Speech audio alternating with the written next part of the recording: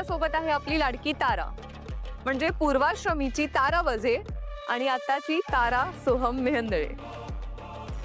तारा तिच्या गोड आवाजात आज आपल्यासाठी एक सुंदर गाणं सादर करणार आहे।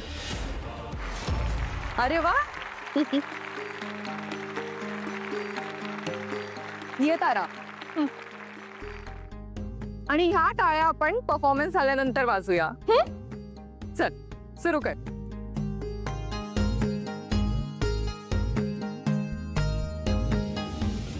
आता मी काय करू? काहीच तयारी नाहीये। मी कसं गाणं गाणार? तारा, गाणं सुरू कर।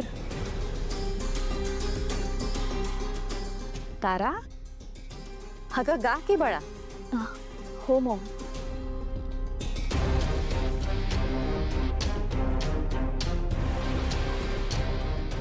काय करू मी आता?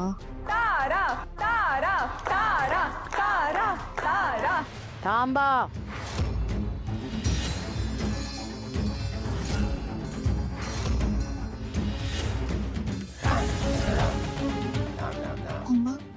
तारा गाणार नाही।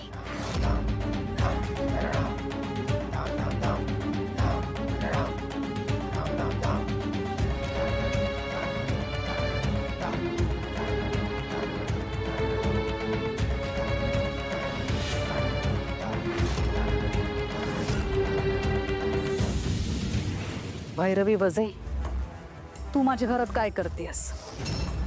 तारा, मी तुला सांगितलं होतं ना, या कार्यक्रमासाठी तू तुझ्या आईला इथे बोलवायचं नाहीस। तिने बोलवलेलं नाहीये, मी स्वतःहून आले।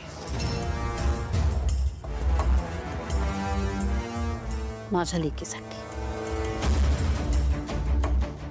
तुला माहिती आहे ना, आमच्या घरात मंगल कार्य चालू आहे। तू येऊन ते अमंगल करू नकोस। तुझ्या लेकाने माझ्या लेकीला पळवून नेऊन तिच्याशी लग्न केलं, त्यानंतर माझं सगळं जगच अमंगल झालं ग। त्याचं काय? मला ना वाद घालायला आवडत नाही, आणि तुझ्याशी तर नक्कीच नाही। नाईलाजाने तू माझी विहीण आहेस, आणि आता माझ्या घरात आनंदाचं कार्य चालू आहे। तू माझ्या दारात आली आहेस, आज तरी मी तुझा अपमान करणार नाही।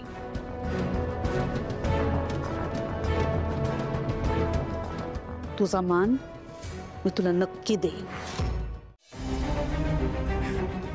तारा, तुझा मूड का ऑफ आहे? का होणार नाही? या घरात काय फक्त सारंग आणि सावलीचंच लग्न झालंय? आपलं पण लग्न झालंय ना, मग सगळं महत्व फक्त सावलीला का मिळतंय? मला तर अजिबात महत्व मिळत नाही या घरात। तारा, तसं नाहीये। हे बघ, सारंग दादा माझा मोठा भाऊ आहे, आणि मॉमचा लाडका पण तोच आहे, त्यामुळे सगळं महत्व त्या सावलीलाच मिळणार, कारण तीच लाडकी होणार ना मॉमची। सारंग दादा आणि सावली वहिनीचं लग्न कुठल्या कंडिशन्स मध्ये झालंय तुला माहिती आहे ना? त्यात घरच्यांना सावली वहिनीशी आणि सावली वहिनीला घरच्यांची जुळवायला किती वेळ लागला हेही तुला माहिती आहे। तेच तर सांगते मी पण। अरे मॉमच्या अपेक्षेप्रमाणे पण नाहीये ती सावली, तरी सगळं महत्व तिलाच मिळतं या घरात। आणि त्यात तू नेहमी तिची बाजू उचलून धरत असतो, सतत आपला सावली वहिनी सावली वहिनी सावली वहिनी। बाजू उचलून धरण्याचा मुद्दा नाहीये तारा। हे बघ, सावली वहिनी एक व्यक्ती म्हणून मला चांगली वाटते, म्हणून मी तिला सपोर्ट करतो, एवढंच। मग काय हवं ते कर, तू ना तिचं कौतुक करत जा, ठीक आहे? तारा, तितका त्यांनी त्याचा संसार सिरियसली घ्यावा। आता काय झालं? नाही म्हणजे तुला असं का वाटतंय की मी संसार सिरियसली घेत नाहीये? नाही सारंग, नील म्हणतोय ते बरोबर आहे। कसं आहे की तुझं बिझनेस बद्दलचं डेडिकेशन कोणीच अमान्य करणार नाही, पण शेवटी आयुष्याची गाडी जर नीट चालायची असेल ना, तर घर संसार हे सगळं आपल्या आयुष्याचं इंजिन आहे। इतर गोष्टी रिपेअर करता येतात, पण ह्या इंजिनात जर बिघाड झाला ना तर प्रॉब्लेम होतो बाबा। कुठलं इंजिन बिघडलंय? कळलं ना मला इंजिन। सांगतो, इन शॉर्ट, आयुष्य नीट सुरळीत पार पडायचं असेल तर घर संसाराकडे लक्ष द्यावं लागतं। आता सावली एवढी नवीन सून आली आपल्या घरामध्ये, तिची काही हौसमौज आहे की नाही? आल्यापासून बिचारी घरातच राबतीये, अरे तिलाही बाहेर हिंडण्या फिरण्याची हौस असेल, तुम्ही ब्रेक घेतला पाहिजे, बाहेर गेलं पाहिजे. तिथं म्हणतो इनफॅक्ट तुम्ही स्कॉटलंडला वगैरे फिरून या. आणि सार तिथे जाऊन शॉपिंग करत बसू नका, हनीमून करा, हनीमून. बरोबर बाबा, किती बरोबर बोलतोय तो. पण कुलदेवताचं दर्शन पण बाकी आहे ना बाबा.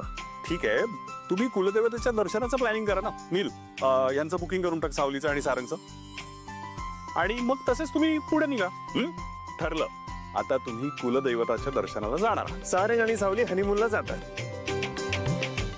मला आता मार्केटमध्ये राजकुमार भेटले होते.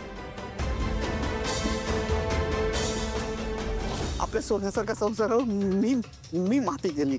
मला फक्त एक संधी दे, मी सगळं नीट करेन, खरं सांगतो. मी मी मी मी डोकं टेकतो. हे बघ, हे बघ, हे बघ.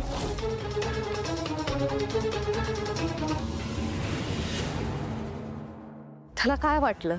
हे असं रडून, डोळ्यातून पाणी काढून, माफी मागून, पाया पडून तू विरघळणार, त्याला माफ करणार आणि तुझा पदर पकडून तो इथे घरी येणार असं वाटलं होतं त्याला? नाही अमृता, तुला माझी शपथ आहे, या गुन्ह्याला माफी नाही.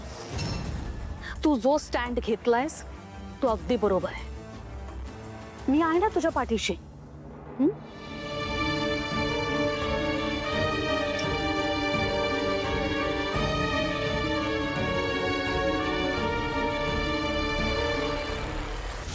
राजकुमार दादा घराच्या बाहेर गेल्यापासून स्पॉटलाइट अमृतावर जास्त पडतोय. लवकरच काहीतरी करावं लागेल. राजकुमार दादा लवकरात लवकर घरात यावा अशी परिस्थिती निर्माण करावी लागेल.